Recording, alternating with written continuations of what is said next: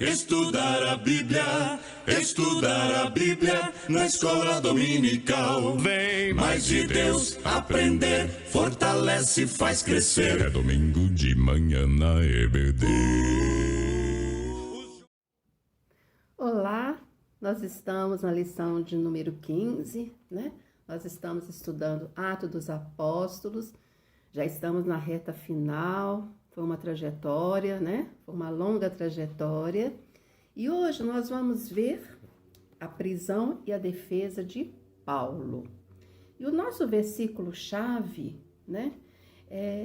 Diz o seguinte, que nenhum de vocês sofra como assassino, ou ladrão, ou malfeitor, ou como quem se mete na vida dos outros. Mas, se sofrer como cristão, não se envergonhe.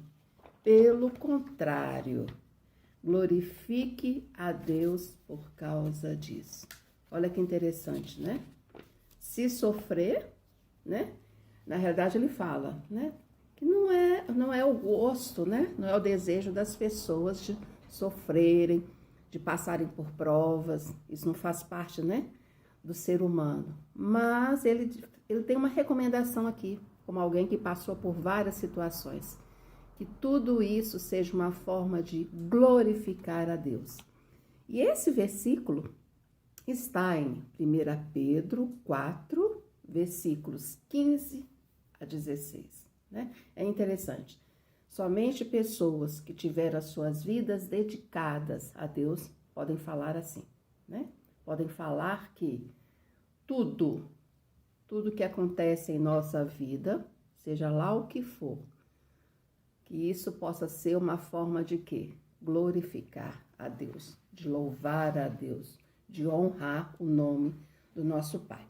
Então, hoje vamos fazer uma retrospectiva, né? Para a gente entender o momento em que nós estamos hoje, na lição de hoje, lição de número 15. Então, vamos lá? Atos é um livro de homens e mulheres que tiveram as suas vidas transformadas e dedicadas ao Senhor. Né? Você está lembrando aí alguns nomes? Pessoas que deixaram suas casas, o conforto, as suas tradições e seguiram o caminho, guiados pela fé. São histórias de muitas lutas e renúncias, mas eles tinham algo em comum: oração, testemunho e união. Pessoas comuns, iletrados, cultos, com posição social de destaque ou até mesmo um carcereiro. Em todos os casos, há uma mudança de vida. Eles colocaram as mãos no arado e seguiram a Cristo e evangelizavam. Pedro foi o nosso companheiro em diversas aulas aqui da EBD. Que homem interessante, né? Que personalidade. De pescador a líder e um dos pilares da igreja primitiva. Ele passou por um longo e doído processo. Como ele teve que ir subindo vários degraus, né? Tudo colaborou para ele se tornar uma referência para outras pessoas, para outros pastores, para outros líderes. Agora estamos estudando Paulo, uma trajetória bem marcante e conhecida de nós aqui na EBD. Um judeu legítimo, possuía uma educação formal, era temido e seu nome era motivo de grande pânico e medo. Sua vida foi radicalmente mudada lá naquela estrada de Damasco. Começa agora, então, um longo e necessário período de crescimento espiritual. Ele conheceu pessoas que iriam ajudá-lo nessa fase. De perseguidor, ele vai passar o quê? A perseguido. Paulo tinha uma fala muito clara, muito objetiva, né?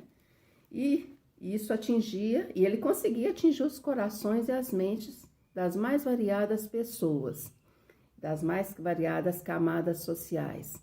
Ele tinha acesso ao coração das pessoas. E era um missionário destemido, né? Ele tinha um chamado especial, isso era muito claro para ele. E sua vida foi orientada pelo Espírito Santo nesse aspecto. Personalidade muito forte, né? A gente já viu diversas passagens da vida de Paulo, e a gente via como ele era um homem destemido, forte, né? Ele sabia o que ele queria. E não tinha meias palavras, não, né? E isso incomodava muito por onde passava, né?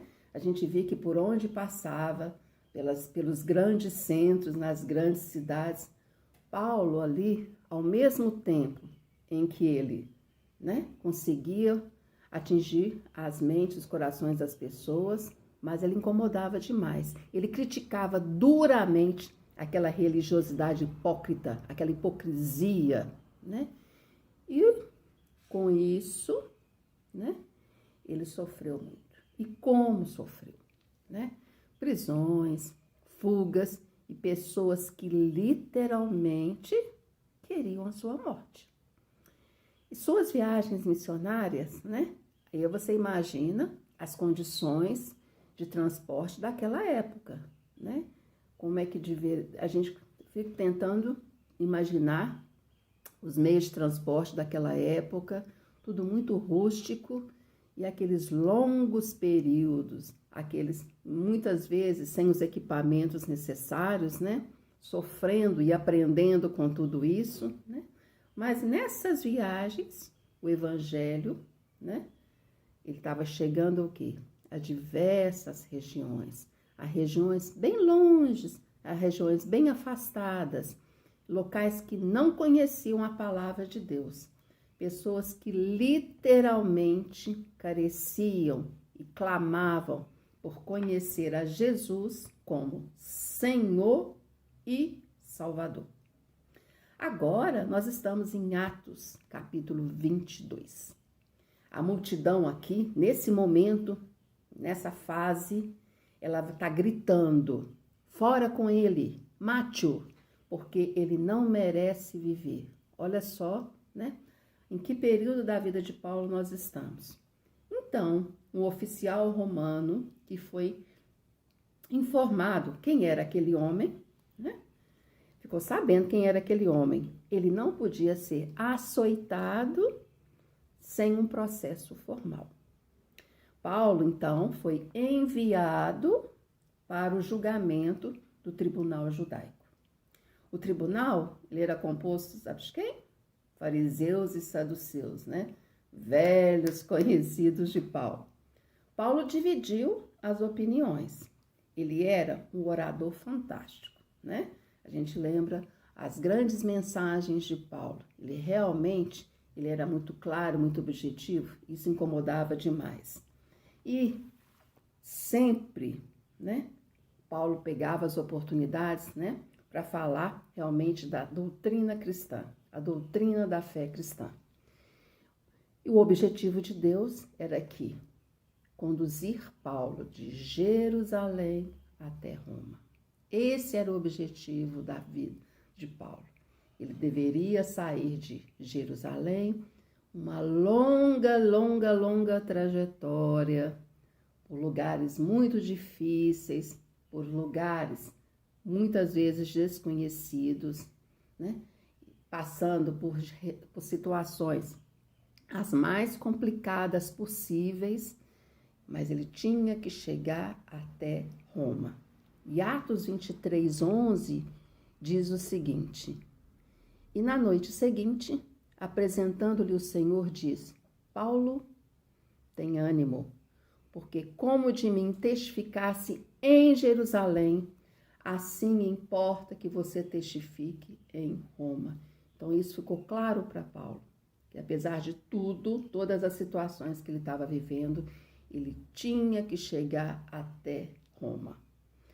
O objetivo dos adversários era o assassinato de Paulo. Eles queriam a cabeça de Paulo.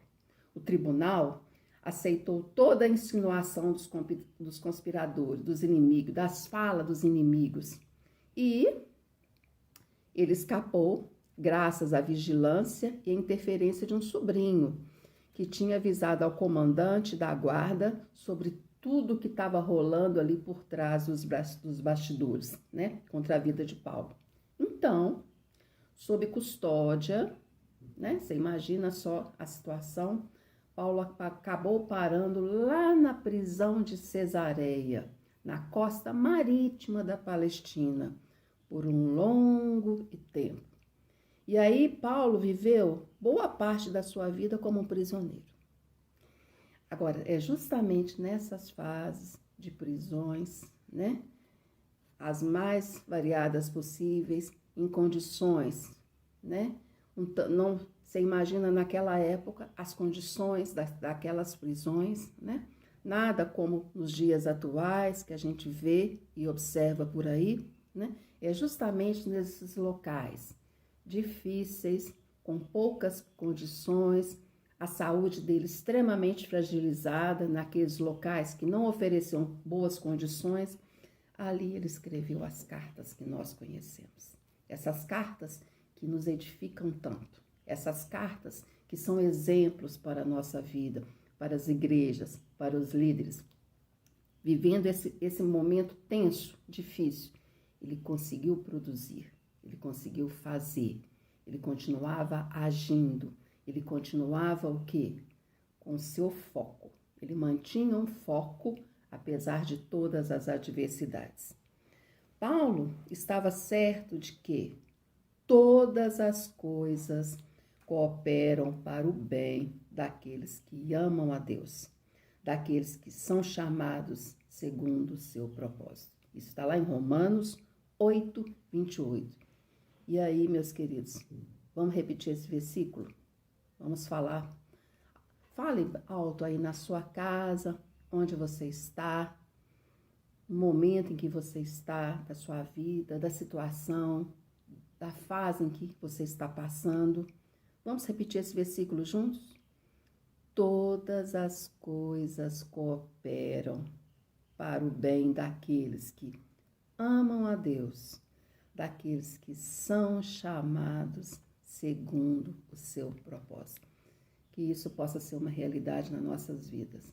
Apesar das situações, dos tempos difíceis, muito difíceis, mas que a gente possa realmente entender o agir de Deus em nossas vidas e a soberania de Deus.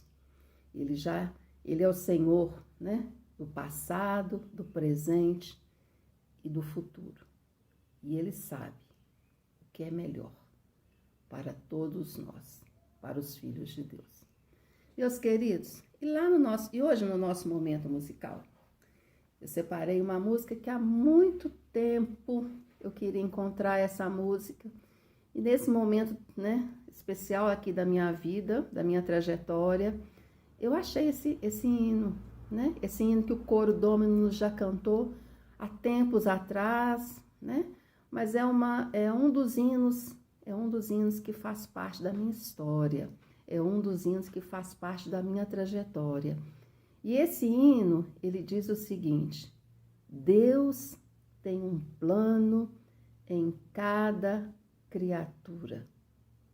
Que a gente possa realmente entender, que a gente isso possa ser claro em nossa mente, que Deus, Ele tem um plano, e Ele é o Senhor das nossas vidas, o Senhor da nossa história. Vamos ouvir?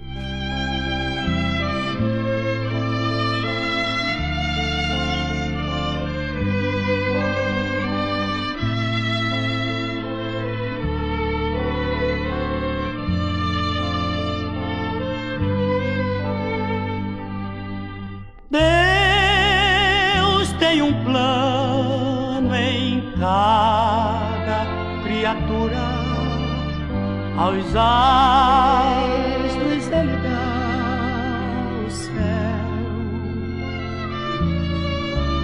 a cada rio Ele dá um leito e um caminho para mim traçou. A minha vida eu entrego Deus, pois o seu Filho a entregou por mim. Não importa onde for, seguirei meu Senhor, sobre terra ou mar, onde Deus mandar, irei.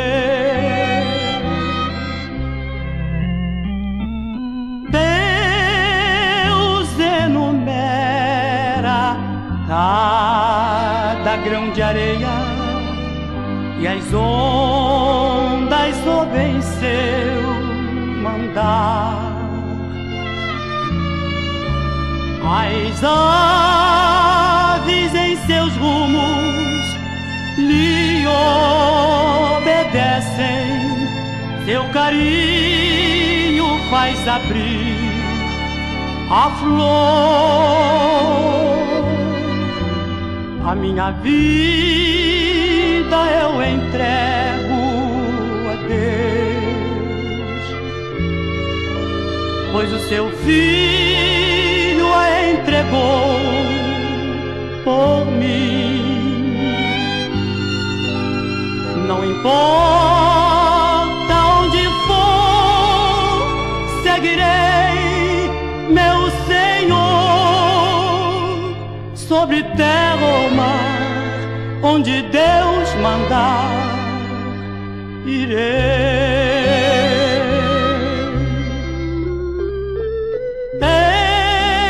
Em seu querer encontro paz na vida e bênçãos que jamais gozei.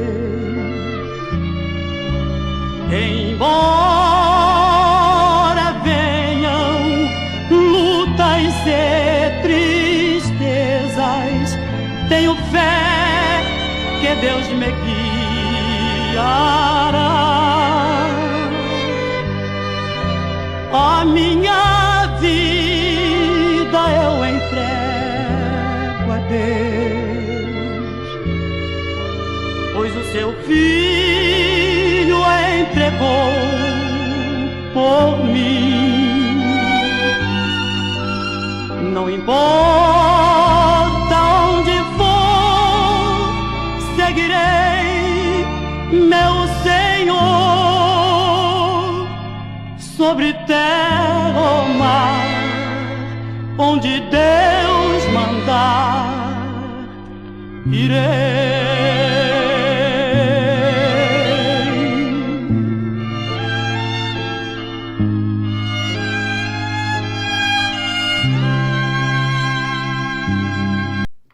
E no nosso momento de oração, e nesse momento tão especial, se você não participa da nossa sala de oração nas segundas-feiras, de 9 às 10, das 21 às 22 horas, eu convido você a participar ou separar esse momento aí na sua casa. Tem sido um momento muito bom para nós.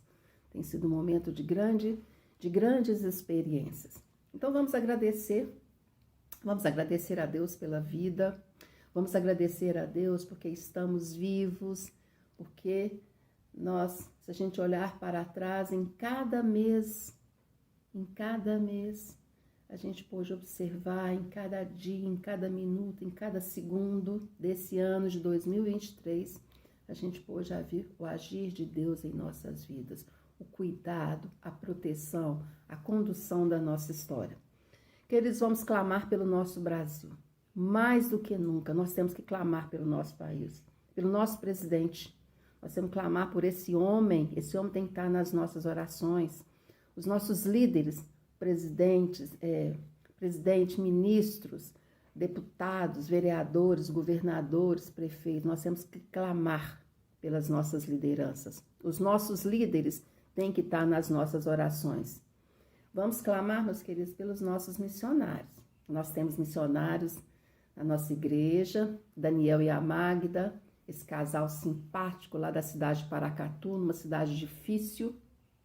Esse casal que está sempre nas reuniões de oração na segunda-feira.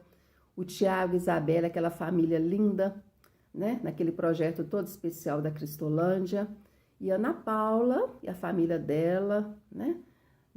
Lá na cidade, lá em Manaus, né? Vamos orar por essas famílias e pelos missionários de Minas Gerais, do Brasil e do mundo. Essas pessoas que estão aí levando a semente. Vamos orar pelo nosso bairro Padre Eustáquio. Nós estamos aqui por um motivo muito especial, né? Nós temos que alcançar, nós temos que fazer toda a diferença nesse bairro. Nós temos que alcançar os nossos vizinhos têm que ser tocados, né? Eles têm que ter essa mudança na vida deles. Vamos orar pelos nossos vizinhos, as pessoas que estão aqui ao nosso redor, no bairro Padre Eustáquio. Vamos clamar pelas nossas famílias. As nossas famílias têm que ser estar sempre nas nossas orações, né? Para que Deus possa agir na vida de cada um, para que Deus possa transformar aqueles que estão vivendo momentos difíceis, momentos que não querem, estão aí longe da palavra. Vamos orar pelas nossas famílias. Essas pessoas, elas têm que ser tocadas, eles têm que passar por todo um processo de mudança de vida, de estilo de vida.